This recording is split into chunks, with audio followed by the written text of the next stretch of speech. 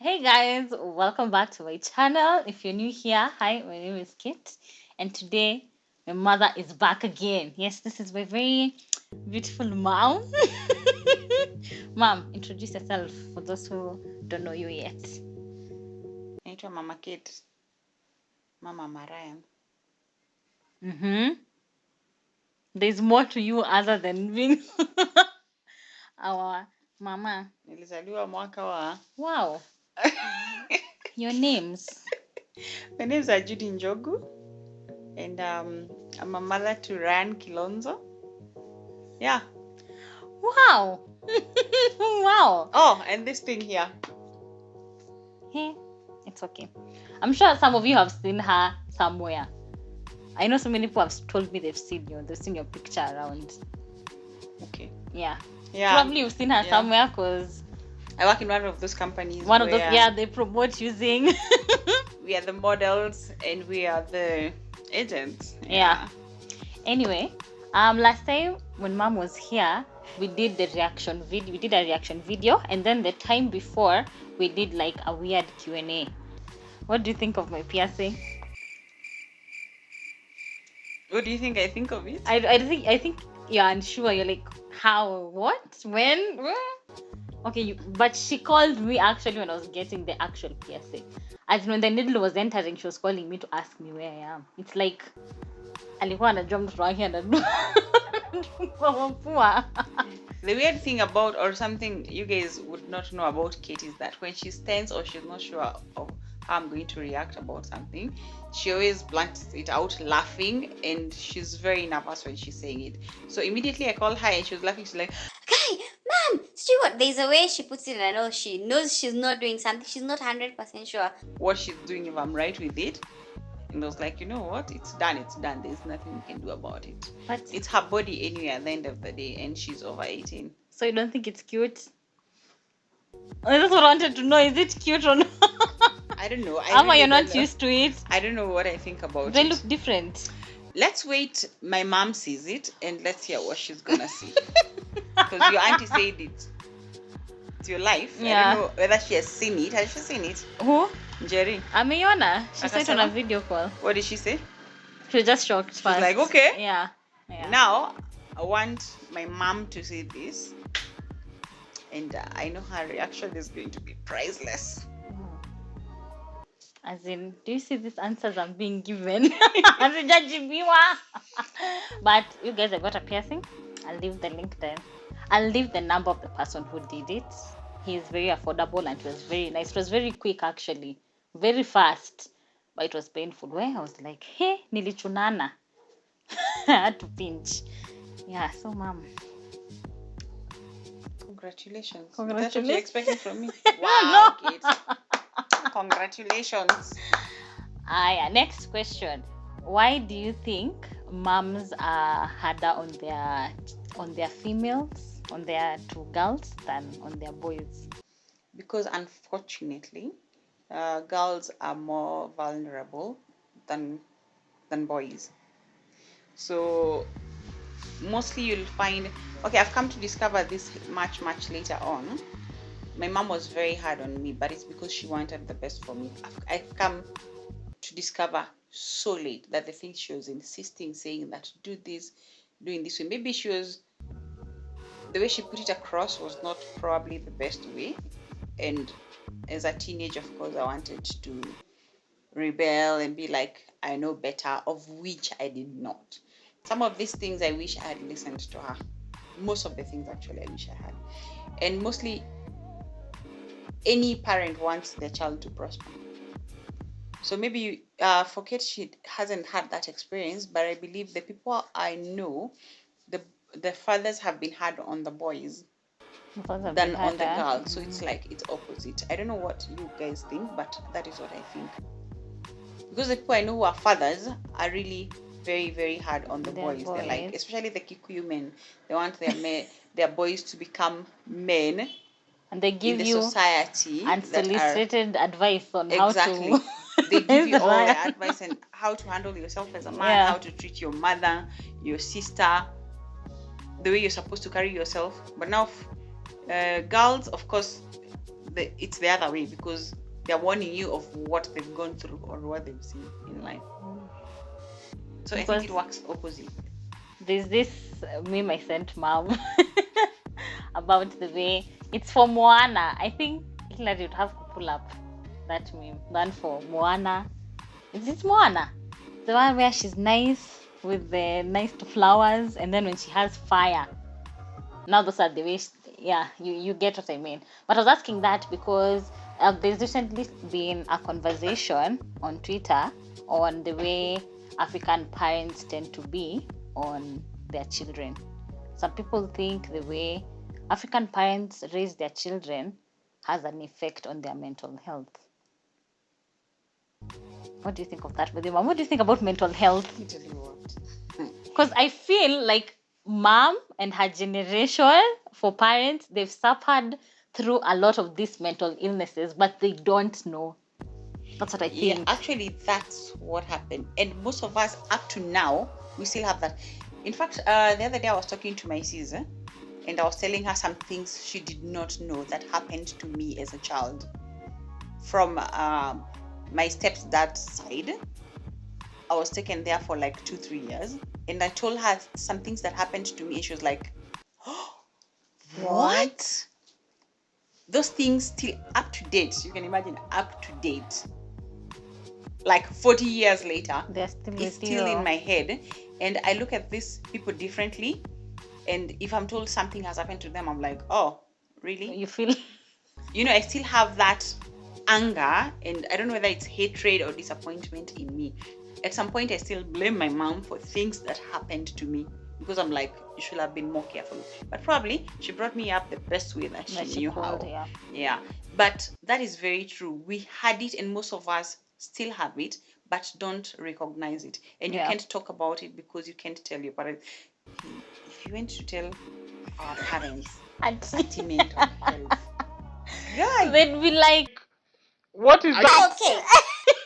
As in the beatings we got, even sometimes you're beaten for nothing. You can't. In fact, there was the other day my mom said something about that mentioned me being brought up at some point, very young age, in a country, and I lashed out to her, and I made a comment, and later I was like, oh, at the end of the day, she's my mom, and I have to respect that. But I think she got the message that is some memories I'd love to block from back then.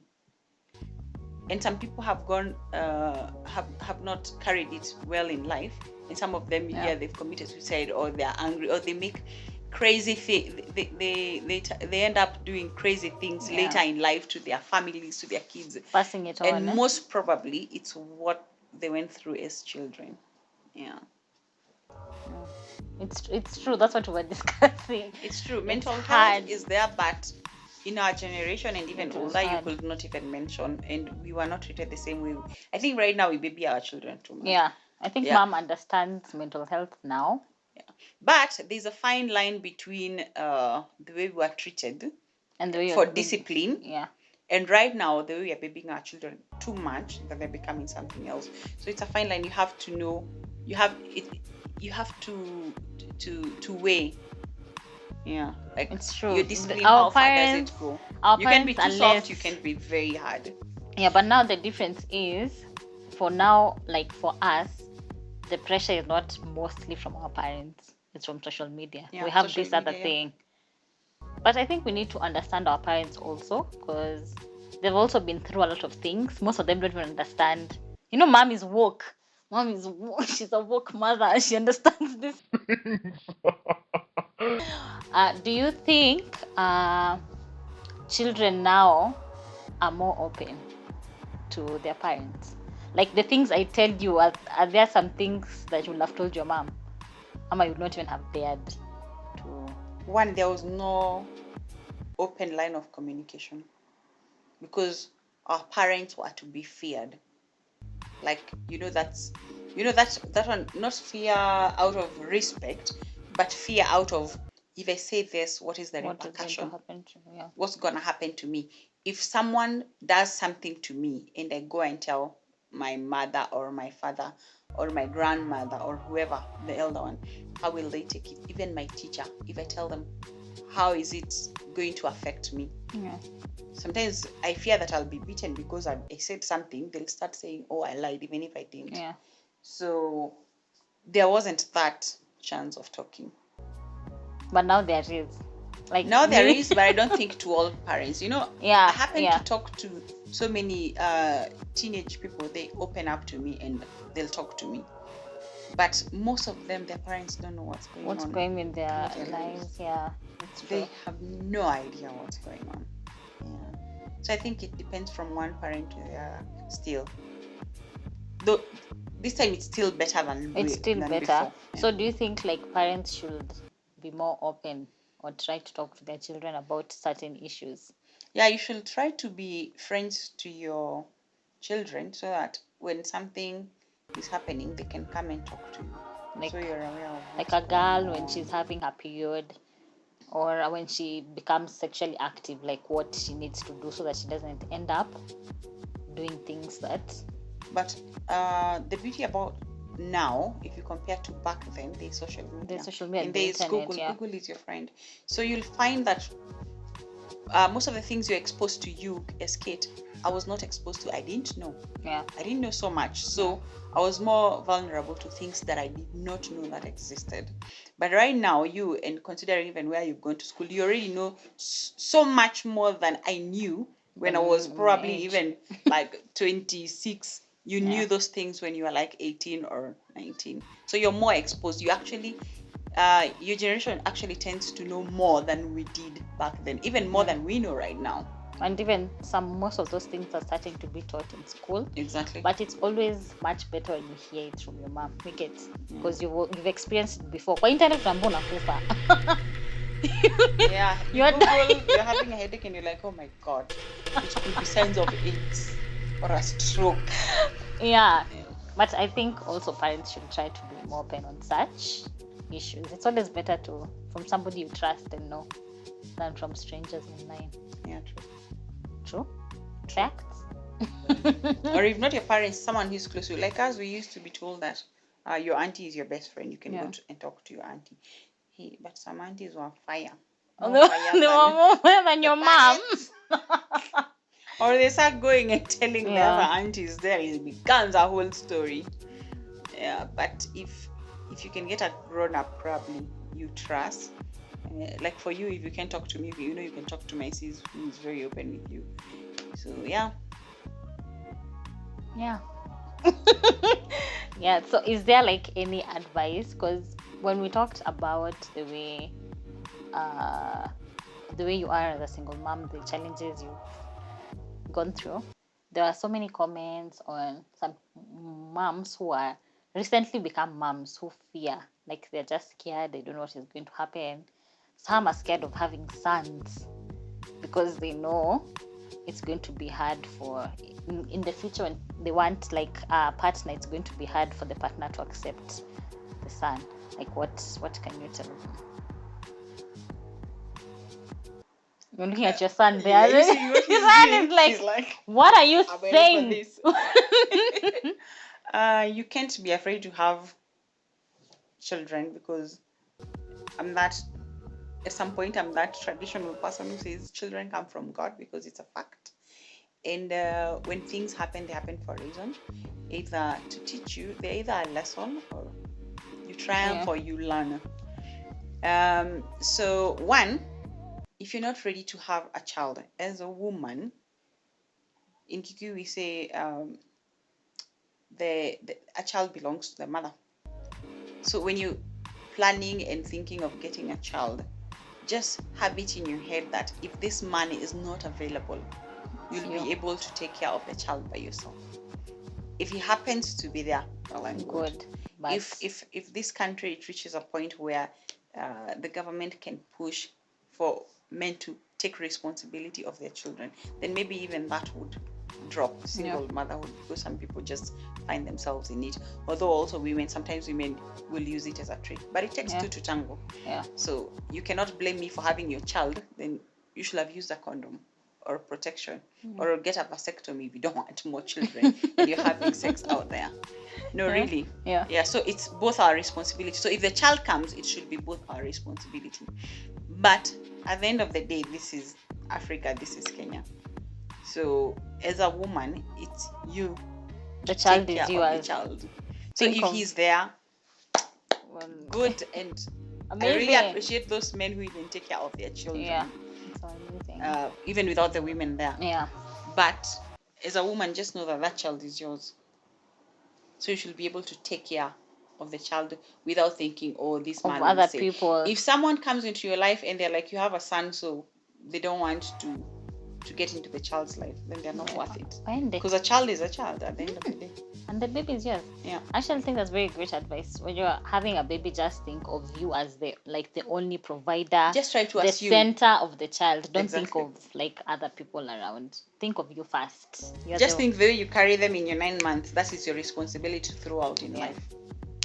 Okay, well, my final question is about men. Like the mental health issue, most people don't think men go through issues, but we realize that there's so many suicidal rates from men especially.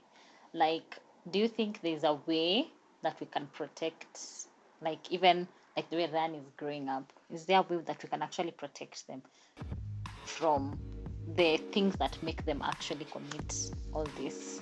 Because people say it's because of the expectations that have been set. Yep, that's the thing. That's like you have to be the breadwinner. You can't cry, you can't feel this and that, such things. I was watching Jay-Z the other day. Mm-hmm. I don't know whether it was true or not, but what nowadays we think about anything happens. But he was saying a man is allowed to cry.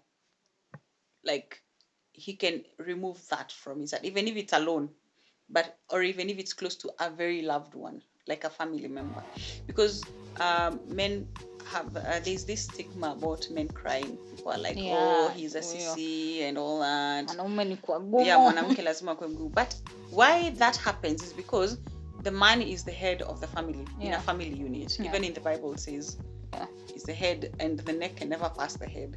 So he's supposed to be the stronghold of the family. So there's so much expected from a man already, even from the Bible. He's the provider. He's this. So when that doesn't happen, then there's pressure. When he can't even handle the finances he was used to, even if he has them, or even work, then he becomes weakened. Yeah, he feels naturally. like he feels like. Yeah. That is what I think. So I don't know, what was the question? How do you think there's a way we can protect I the think men? we should first empower our children. It comes from the parents. Empower our children to know that if things don't work out, it's never that serious. It doesn't. Nothing is worth taking your life. Yeah. And we should always be there for even our boy child, even the man and the man and the woman in the family. You should always show your son that you are there, no matter what happens, so they can come and talk to you.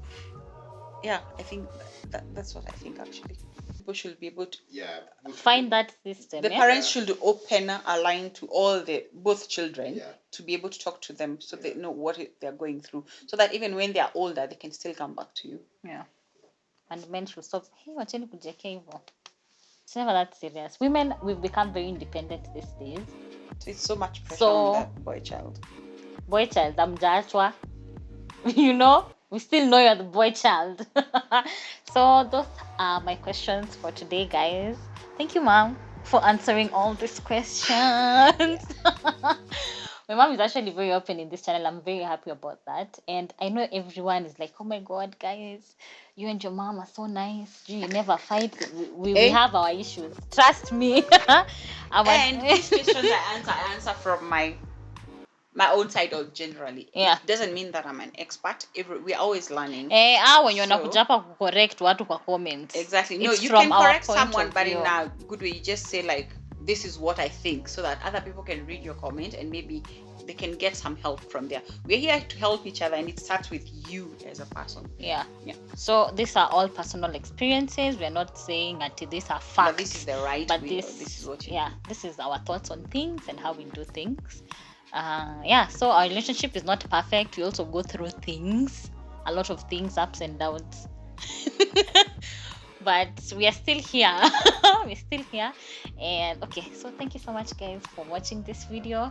Make sure to like, share, and subscribe. We are almost at 10k, or maybe we'll be at 10k by the time this video goes up. So thank you so much for your support.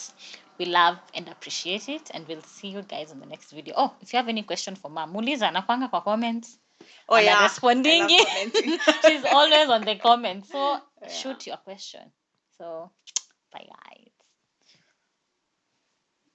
Really?